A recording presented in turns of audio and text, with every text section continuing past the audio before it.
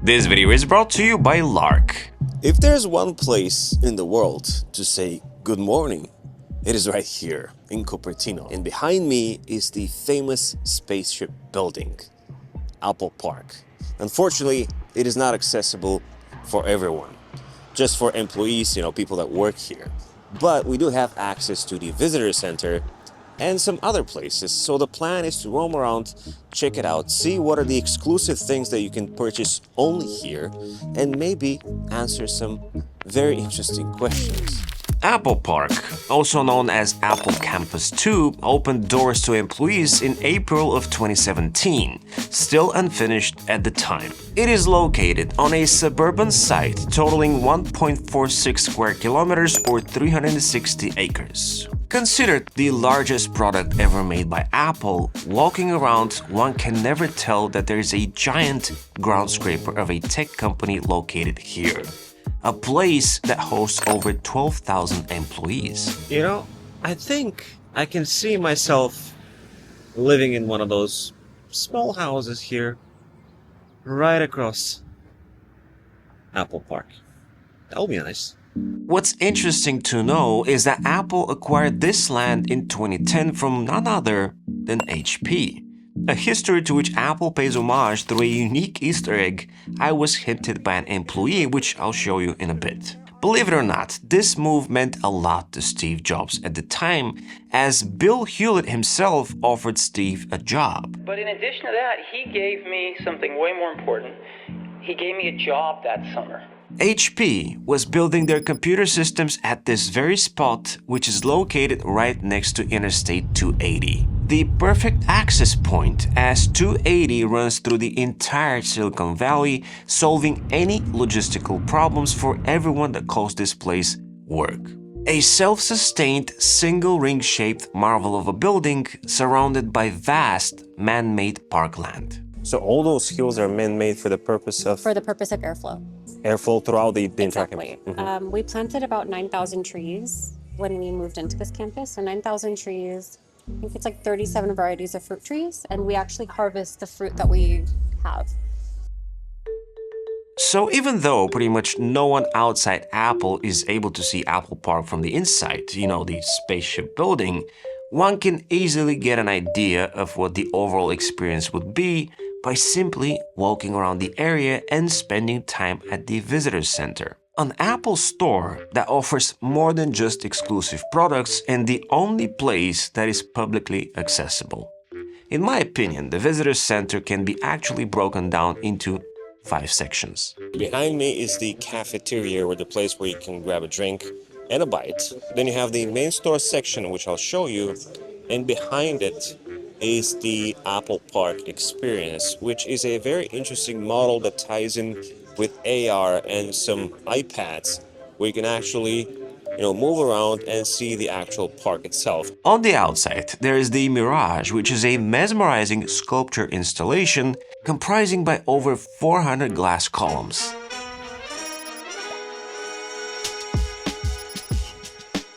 There's, of course, section number 4, which is the terrace, which gives you a nice view of the spaceship building, as well as this beautiful patio here, where you can just sit, relax, and do some work. Very nice. Now, since I planned to spend several hours here, I followed my mother's rule and headed to the cafeteria first because, as she always says, no one should shop on an empty stomach. Surprisingly, the prices weren't what you'd expect from Apple. I've definitely paid more for coffee and snacks in far less appealing places. No Apple tax on food and drinks in my opinion, but just on the experience. And speaking of experience, the service was exceptional. Everyone working here is genuinely happy to help. Okay, so we are having a turkey chipotle club sandwich, which was 15 bucks. I'd say a fairly normal price given the location. Then a peanut butter and jelly sandwich. That's yours, right? Yes. Okay. And a classic tuna sandwich, which again is $15. Aside from that, orange juice, because there's no soda here.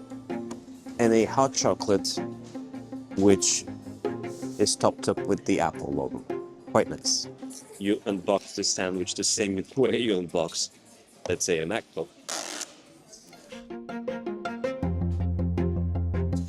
Look at this. While enjoying the meal with my friend Volko, I took a moment to admire the countless design details around me. And there are a lot of them. Much like the Steve Jobs Theater, the Visitor Center is a masterpiece of glass architecture with floor-to-ceiling transparency and automatic doors wrapping around the entire space. As expected, to prevent accidental collisions, subtle stickers are placed on the glass, blending functionality with aesthetics. So here's an elevator. And if we have to talk about design aesthetics and minimalism, check out this button. The attention to detail is truly mesmerizing, with perhaps the simplest yet most charming example being the tiny Mac and iOS trash icons cleverly placed on the actual trash bins. Even the staircase is not ordinary here. It's made from stone and marble, and it has those slits here which you can use to grab yourself onto, or maybe just drop a marble or a little ball and see how this thing moves downstairs, which is of course a joke. As expected, maintaining this entire place in pristine condition is no small feat, and the work never truly stops. From frequent bursts of glass polishing to meticulous daily landscaping, every detail is given the utmost attention. Even the concrete is carefully covered and protected during maintenance, which is a testament to the unparalleled care taken to preserve this space. Katie Peterson's Mirage, which I mentioned earlier, is a remarkable environmental artwork that features over 400 glass columns. Each one is crafted from sand sourced from 70 unique desert regions across the globe.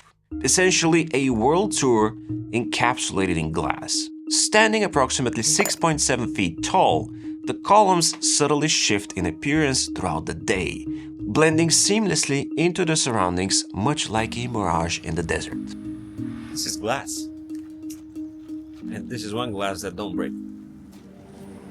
A product that could just as easily fit within the vibe of the Apple Store is the Lark Bottle PureVis 2, which I in fact brought with me. The Lark Bottle is a sustainable product that offers a unique two-stage filtration and PureVis purification system. It works via a touch of a button and automatically every 2 hours, where PureVis UVC Tech eliminates up to 99.999% of biocontaminants like E. coli and Salmonella. At the same time, the Nano Zero Filter Tech inside removes harmful contaminants like PFAS and chlorine, resulting in a clean and better tasting water. And you can also forget about stinky bottles. A product like this can filter up to 40 gallons every 2 months, which equals to 300 single-use plastic bottles, none of which can compete with the double wall vacuum installation that keeps the water cold for up to 24 hours. My favorite part is perhaps the app, which automatically tracks my hydration consumption and integrates hydration tracking with Apple Health. The Lark Bottle PureVis 2 comes in 2 sizes and 4 colors, so be sure to check it out in the first link in the description below. So this is the store area, and behind me this wall is full of merchandise which is exclusive for this very location right here. So anything that you see behind me, and which I'll show you, cannot be found in any other Apple store. You know, walking around the store, I couldn't help but feel a wave of nostalgia. Since 2007, when the original iPhone was released, I've dreamt of visiting Cupertino. Back then, I was a broke student barely scraping together enough to buy a MacBook. Yet, I was hooked, captivated by the vision of attending an Apple keynote while Steve Jobs was still at the helm. Fast forward 18 years, and here I am finally living the dream and ready to, indulge a little. But as I looked around, I realized I already own pretty much everything I once wished for. Slowly, through years of hard work, I've checked off pretty much every box. This is the moment when the saying couldn't be more true. It's not the destination that matters, but the journey to get there. Of course, I plan to pick up some unique merch during my visit, and I also arranged for a replacement screen protector for the one I had purchased at the Fifth Avenue store in New York the week before. That's also where I got my first hands-on experience with the Vision Pro, by the way. Something that requires advanced booking as it involves a custom fit and the guidance of an Apple specialist. Let me tell you, trying this thing in person is nothing short of impressive. So one question I got is, since there's Wi-Fi here and you can connect to it freely, what is the speed? Can you expect something, radical?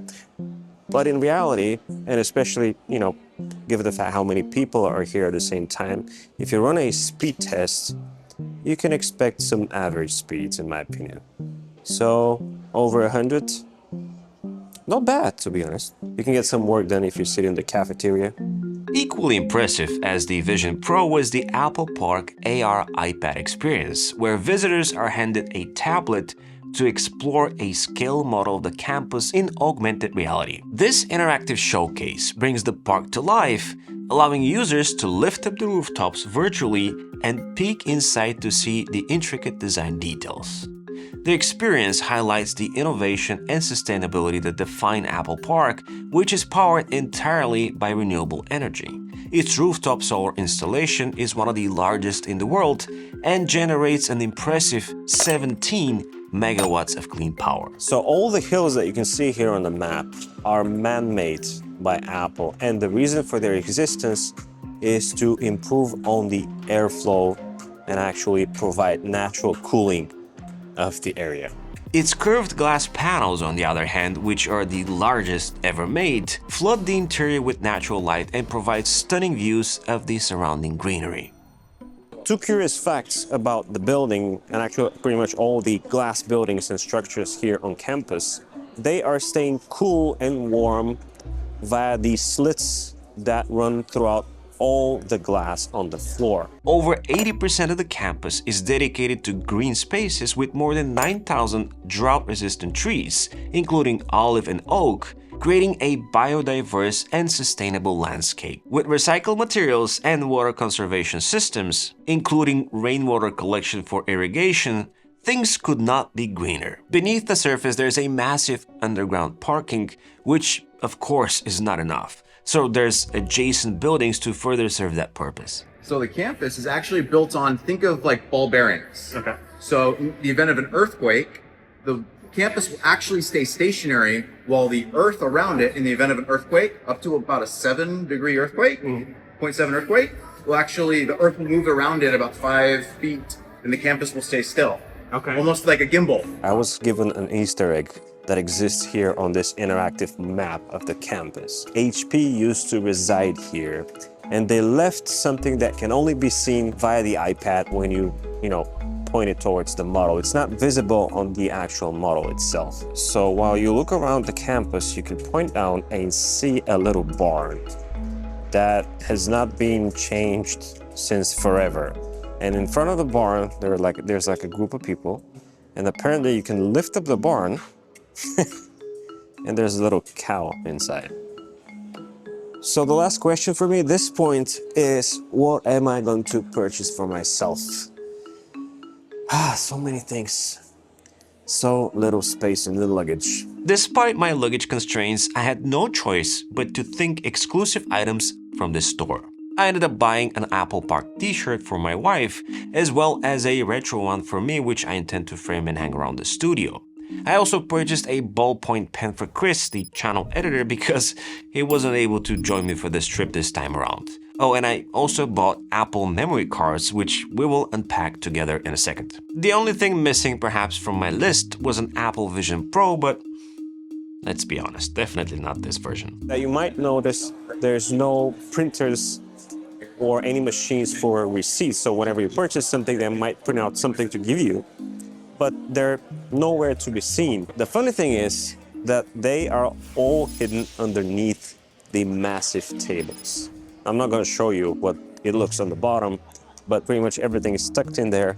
So you might see an employee every once in a while doing this weird thing and just pulling out a receipt. So while unboxing some stuff, allow me to address some questions that came up ahead of my arrival. Is there an admission fee for the visitor center?